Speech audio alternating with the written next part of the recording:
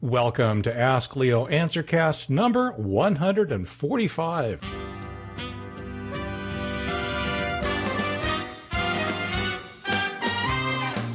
I'm Leo Notenboom, and I'll be answering questions that people are asking out at AskLeo.com.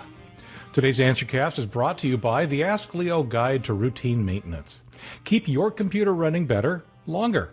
That's what the Ask Leo Guide to Routine Maintenance is all about. Culled from the articles on Ask Leo, it'll help you speed up your computer, free up space, and basically just avoid spending money you don't need to spend by making that machine last as long as possible. The Ask Leo Guide to Routine Maintenance can be purchased in either of three formats: a downloadable PDF, a Kindle book, or as a paperback directly from Amazon.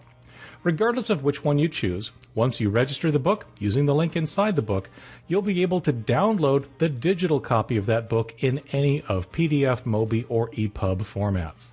Also, once you register the book, you'll get access to companion videos that demonstrate the various steps that are outlined in the book. You know, I see people discarding computers way too early. And it just doesn't have to be that way, which is why it's kind of frustrating, especially when that problem that they're trying to solve with this new machine is really all about the software on the old machine, not the hardware. The Ask Leo Guide to Routine Maintenance can help. Visit askleo.com/guide to learn more and purchase your copy today.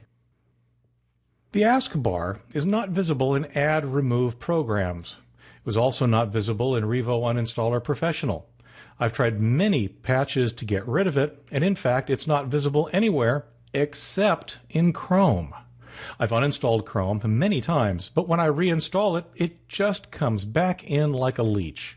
Can you please help me get rid of it? It's very annoying. I've actually heard scenarios like this a time or two, very specifically with Chrome, and I have a suspicion as to what's going on, and as a result, a couple of things to try. One of the things that's unique about Chrome is that it lets you log into your Google account. I'm not talking about visiting a website and logging in. No, this is actually in the browser. The browser itself logs into your Google account. You'll see it in the settings. It's on the control menu on the right of the toolbar.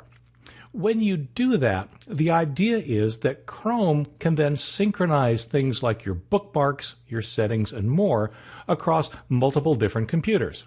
So by synchronize, what I mean is that all the other copies of Chrome that you might run on different PCs or different devices that you've logged in with get the same settings, bookmarks, and so on. As it turns out, add-ins are one of the things that Chrome synchronizes. This kind of surprised me too, but after living with it for a little while, I kind of like it. I install an add-on on one machine, and eventually it shows up on all the other instances of Chrome that I happen to run. So, my suspicion is that you do the same thing. I further suspect that the toolbar is one of those things that gets synchronized. Now, I would hope that going into options and add-ins in Chrome and then removing that toolbar would remove it from all of your Chrome instances. And I would absolutely do that. In settings, go into extensions and remove it if it's there. Perhaps that'll make it go away everywhere. However, I've heard this often enough to suspect that, to be honest, just the opposite could be true. Removing it from a synchronized Chrome, shortly thereafter, it reappears. And it's the same for reinstalling. You reinstall Chrome, you log in, and it synchronizes, and that add-on is back. So, here's my recommended approach for you to try. Don't log into your Google account in Chrome. Log out if you're already in there. It's on the settings menu. Uninstall the add-in, plug-in, or whatever it is you're trying to get rid of, or, if you like, reinstall Chrome from scratch. But do not let it automatically log in to your Google account. Make sure that it stays not logged in. Now, repeat that process for every place you have a Chrome that has logged in using your Google account. In other words, visit each one and disconnect it from your Google account. Uninstall whatever it is you're trying to uninstall, and then go to the next machine that has your Google account. Once all of your copies of Chrome have been cleaned of whatever it is we're trying to get rid of, then, and perhaps only then, is it safe to start logging into Chrome again and allowing it to continue to synchronize the stuff you really do want synchronized, like your bookmarks. I bought a new HP desktop, which now comes in 64-bit. I also have all kinds of CDs with software from the old PC, a 32-bit machine, which is now outdated and does not work properly in the new 64-bit unit anymore. Specifically, Word and Excel. Talking to the computer shop here, they're telling me that all newer software now comes only as a download, where they sell you an activation code and you then go download the software yourself. I don't like this system at all. I would like to have this software on CD. They also mentioned that Microsoft could sell you a CD for the software. Now, I tried their website for this, but I got stuck and got nowhere. Well, it's true that the world is most definitely moving towards more and more online delivery. Many software packages have been online or download only, actually for quite a while. But as of late, manufacturers are beginning to assume that we all have super fast internet connections and thus are making even large packages online only. At first blush, that's what it would appear to be for Office 2013. But there may be some options. First, I want you to think about the 32-bit software you already have. It's very possible that the 32-bit software is going to work on Windows 64-bit.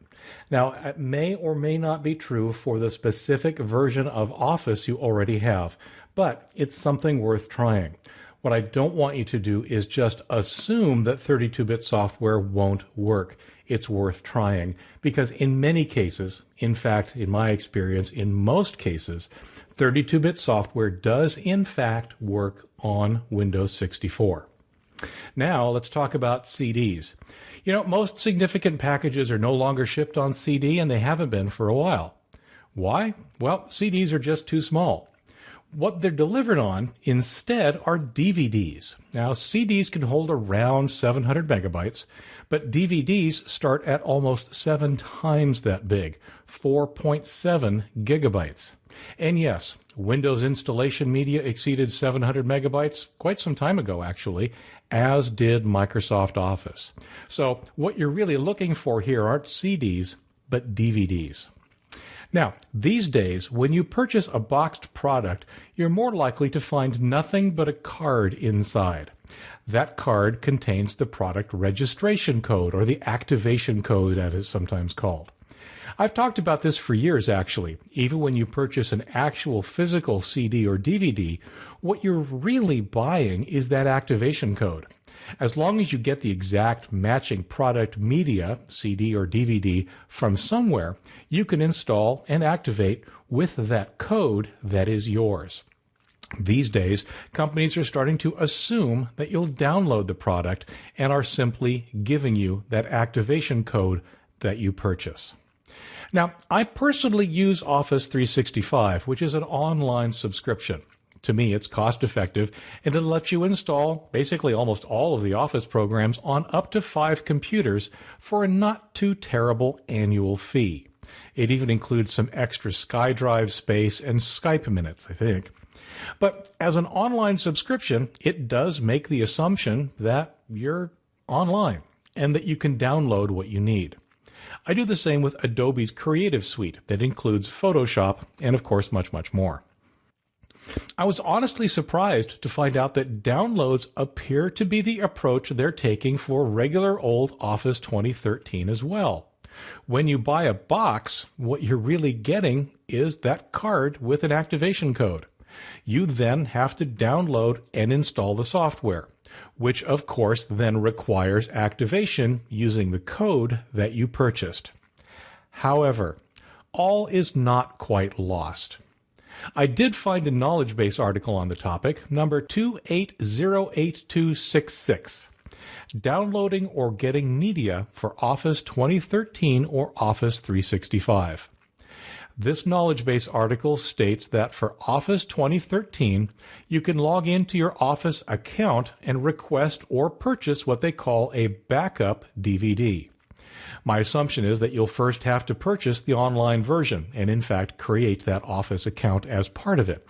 Now, I don't know if this requires that you actually have installed that online version first, but I'd certainly hope not. So, what it all boils down to is that I believe and hope that you should be able to do this. 1, buy the online version.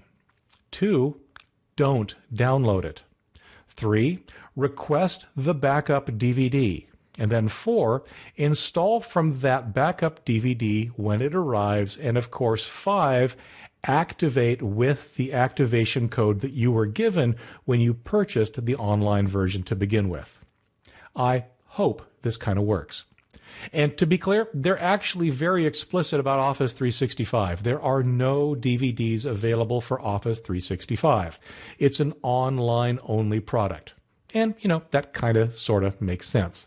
But when it comes to Office 2013, backup DVDs are apparently what you're looking for. I volunteer at my church, and I have access to several PCs on a WPA2 protected network. My PC is running Windows 7 and Windows Media Player 12. We have a cable broadband connection and have approximately 25 PCs connected. At random times, and with no programs running in the background, I begin hearing someone talking through the speakers on my PC only. It's not a radio station or other similar media playing. From what is being said and other sounds, it sounds like an audio feed from a porn site. If I let it play, it'll run for about a minute or so, and then it'll stop. It may start again a few minutes later. When this happens, I have immediately started Task Manager, but I see nothing showing under the Programs tab. Next, I look at the Processes tab and don't see anything unusual there, as far as I can tell. I have asked this question on other sites and keep getting the same, well, you can't tell me that you haven't been to a porn site response.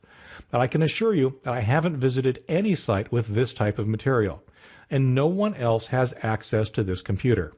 I've checked Windows Media Player sharing and do not have any type of media sharing turned on. I'm afraid that some here will begin thinking that I'm using the church's network for quote-unquote unsavory uses. Well, I suppose that certainly could make the Sunday services a little awkward. I don't have anything definite, but I do have basically a list of things that I would check. So the first thing that, of course, comes to mind, it's one of the things we have to rule out to begin with, is, of course, malware. Now, to be honest, I've never heard of malware that does this specific thing, but that doesn't mean that it's not out there or that malware couldn't perhaps be misbehaving in some way to cause this. So the first thing I would do, just to get all the bases covered, is to make sure to run complete and up-to-date scans with your anti-malware tools, and of course, review my full article, Internet Safety, 8 Steps to Keeping Your Computer Safe on the Internet. That should rule out malware at least as one of the things that could possibly be going on here. The fact that it stops about after a minute honestly makes me think it's acting like some kind of an autoplay web advertisement. We've seen ads on sites that are starting to autoplay video or in some cases just audio, but the key is that they tend to run for a certain amount of time, like about a minute. So the very first thing that I would do is make 100% certain that there are no web browsers running. Task Manager Programs isn't really enough. It only shows you programs and only the ones that you have run from your login account. The Task Manager Processes tab is a little bit better, but in all honesty, when faced with something like this, I immediately run to Process Explorer. That's a free download from Microsoft and does a much better job of enumerating all of the processes and displaying all of the processes that are currently running on your system. Now, I'm not sure what browser you're using, or for that matter, just have installed, but look for things like iexplore.exe. To be clear, not explorer.exe. Explorer.exe is the Windows interface. We're looking for iexplore.exe. Or, if you're using different browsers, chrome.exe or firefox.exe. If any of those are present, there's a browser running, and perhaps my advertising scenario is at play. Now, to be honest, I'm not a huge fan of Windows Media Player. I mean, yes, I fired it up to research this a little bit, and sure, I went ahead and hit play when it showed me the Daft Punk album I have on my machine. But in general, I find it cumbersome to use and somewhat limited. I also wonder if it could be autoplaying something somehow, somewhere. It does have a bunch of random features that could, I think, be leveraged to do that kind of a thing. So, again, still in Process Explorer, look for wmplayer.exe and kill it if you find it. That's Windows Media Player, and if you're not actively using it, I see no reason for it to be running at all. Now, next, we move on to what I'll call non-computer related items, or at least not strictly computer related. I don't know what kind of speakers you're using or how they're connected, but it's not unheard of for wires and speakers and amplifiers and such to pick up unexpected radio signals. I would first make sure that your computer and any amplifier that may be being used, they're all grounded properly. I'd also trace the path of the wires between the computer and the speakers to make sure that, well, to begin with, they're going where you expect them to be going, someone hasn't played a prank on you, and that they're somewhat isolated from the other wires that may be nearby carrying other signals. Those are the things that come to mind. I do indeed wish you luck. I'm sure that could be a potentially embarrassing situation. Leo, I believe that the vast majority of PC users are not exactly sure about what is normal or what's supposed to happen during the Windows uninstall process. Most specifically or importantly, when dealing with malware, can the unscrupulous malware writers hijack the process somehow in an attempt to get the PC user to install something else or worse? Well, to be clear, there's really no such thing as some standard Windows uninstall process. It really is up to each program how it is going to uninstall itself. When you uninstall software through Control Panel, that's what happens. You're really saying run a program that is associated with whatever it is you're trying to uninstall and tell it to uninstall itself. What it does then is completely up to it. To be even clearer, we don't actually uninstall malware. When it comes to running malware scans, uninstall is typically not what you end up doing because typically there's no uninstall process. Uninstall is in fact a term we use to refer to the orderly process of removing software that has been installed. It's usually performed by the very setup program that put it there in the first place. There's nothing orderly about getting rid of malware. The ultimate answer to your question is, well, yes. Once there's malware on your machine, it's not your machine anymore. Malware authors can do whatever the heck they want to.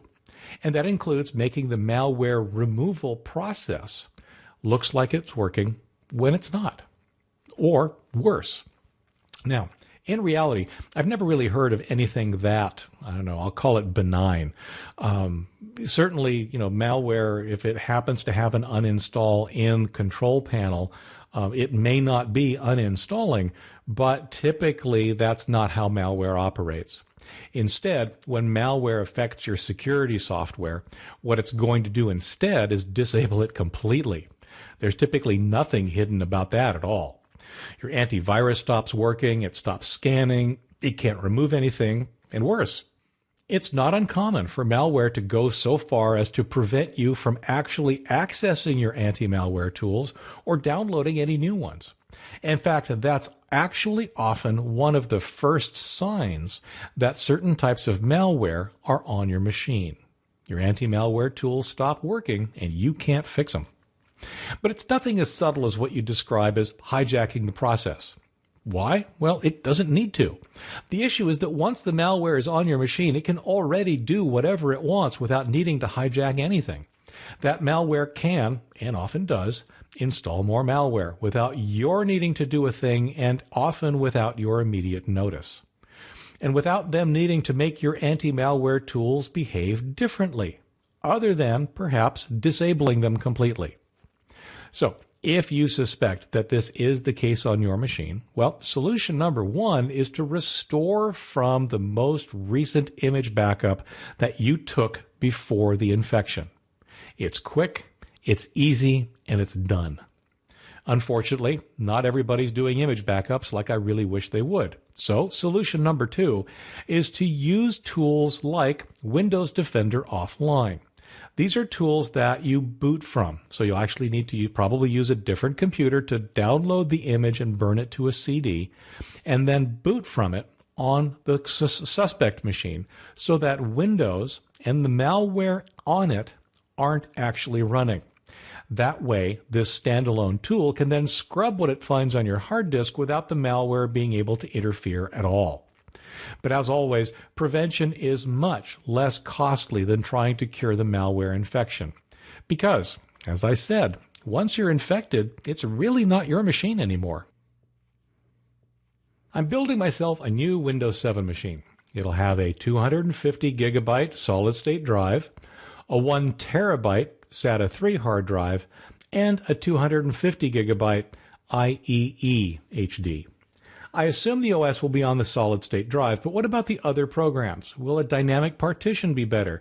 Does the 1 terabyte need to be only backup? Can I run the OS only from the solid-state drive and programs from the 1 terabyte drive? Well, I'm not really sure what you mean by IEE HD, but I do have some ideas on how to set this thing up. You can, of course, do whatever really you want, and it'll probably work just fine. But here's the approach that I would take. First, remember why we like SSDs, what they give us, and that's speed. Specifically, speed when reading data from a solid-state drive is significantly faster than from a traditional magnetic hard disk. So, the things that you need to read often are best placed on the solid-state drive. Typically, that means you'd install Windows to the solid-state drive and, in fact, install all of your applications to the solid-state drive as well. A 250 gigabyte solid-state drive should be plenty unless you're doing something really huge. For example, I'm running Windows 8.1. I have several very large programs, including things like World of Warcraft, and they're all installed on my solid-state drive, and they take up 98 gigabytes. So you've got plenty of room. And again, they all load very nice and quickly. Now, the other side of the coin. Remember what we don't like about solid-state drive, and that is that it's flash memory. Now, to say we don't like it is a bit rough because solid-state drives are typically much better than the flash memory you'll find in a USB stick, but it's something to consider. The problem is that flash memory wears out, and it wears out the more often you write to it. So that fact is something to consider, and it's useful for deciding what to put where when you also have a traditional hard disk. Solid-state drives also don't typically give you as much of a speed increase on writing as they do on reading. So, what I do is I put my data files on the magnetic hard disk, on the traditional hard disks. And in fact, that's exactly what I do. My documents, the things I'm working on, virtual machine images, all that kind of stuff, it's all on my magnetic hard disk, whereas on my solid-state drive, I have all of my applications and operating system. Now, you mentioned backing up. To be clear, proper backups should not be on any disk that's inside of your computer. Backups, particularly disk image backups, as I recommend, belong on at least an external hard drive or some other storage elsewhere on your local network. The problem, of course, is that if your machine fails, it could fail in such a way that all of the internal drives are damaged. If that's where your backups are, then you're left not only without a machine, but without any of your backups. External hard drives connected via USB could theoretically be compromised, but they're not nearly as susceptible as internal drives are, for example, if a power supply goes. Offhand, I'd say you have a lot of storage on that machine. Operating systems and programs on the solid-state drive, data on the internal hard disk, and then backups on an external drive are how I'd go about setting it up. Leo, I've heard that browsing on an admin account puts you at more risk, and I'm wondering what are some ways to stay protected without switching to a less privileged user account? Also, What is sandboxing? You're quite correct. Running with what's called a limited user account, or LUA, as the acronym is often used, is indeed safer. It's also something that, unfortunately, many people don't do, including myself. The single best thing you can do if you need to run as administrator is to use common sense. Basically, learn to understand where you should and should not browse, what you should and should not download, and just generally what steps you need to take to stay safe. Honestly, I'm not trying to be trite here. All of that can really go a long way to keeping you safe, regardless of whether you're using an admin account or a limited user account or any other thing. What you understand to be safe is the most important tool you can develop. Unfortunately, of course, it's not 100% reliable. So the second most important thing you can do if you need to run as administrator is to run Windows 7 or better and have UAC, user account control, enabled. UAC is that annoying pop-up that says, I'm about to change your system. Is that okay? It's enabled by default. With UAC enabled, you're running as administrator, but not really. You're running as an account that's allowed to be administrator, might be a better way to put it. Then pay attention to those pop-ups. Those are the things that are requesting true, full administrative access to your machine. Often, it's things you want, like perhaps a program that you're installing. Sometimes it's not, like malware. And once again, being able to see the difference, being able to understand the difference is key in keeping yourself safe. And naturally, the traditional litany of anti-malware software, firewalls, and again, common sense, are worth reiterating as well. Now, a sandbox. A sandbox is an interesting additional solution. Sandboxing software you can think of as kind of a wrapper around some other program, so that when you run that program within a sandbox, to the program that's being run, it looks like all of the changes that it's making to your system are actually being made. In reality, they're being held by the sandboxing software. When you exit the program, those changes can be discarded, which is particularly nice if those changes happen to be a malware installation. You shut down your browser, the sandbox cleans up, and all of that malware is gone. Now, it quickly gets complicated because, of course, there are still changes you want. Things like your browser settings or certain cookies or the bookmarks that you save, the downloads that you really want to keep, and so on. So it's not a simple just do this kind of a solution without some ramifications. But it can be a very good approach to safety, and I know a number of people who swear by it. Sandboxy is the most common example. Originally a sandbox for IE, hence its name, it can now be used to sandbox just about any program you might want to run. And there's another week's worth. Yep, I do the Ask Leo Answercast every week. So if you have a question about your computer, the internet, or technology, head out to AskLeo.com to search for an answer to your question or ask it. You might even hear it answered here on a future Ask Leo Answercast. I'll also put out a newsletter every week. The Ask Leo newsletter includes answers and fixes and safety tips and opinions, rants, and even the occasional answers to just why things are the way they are. Please back up. I plug this every single week. This is episode 145. I've plugged it 145 times because it is so important. Nothing can save you from almost any disaster like a proper and recent backup. All of my answers are based on my own personal experience and should be used, of course, entirely at your own risk. I just don't know you, your abilities, or the specifics of your computer, and all those little pesky details can make a huge, huge difference. The Ask Leo Answercast is a production of Ask Leo and is copyright 2012. Thanks for listening. I'm Leo Notenboom, and I'll be back soon with another Ask Leo Answercast.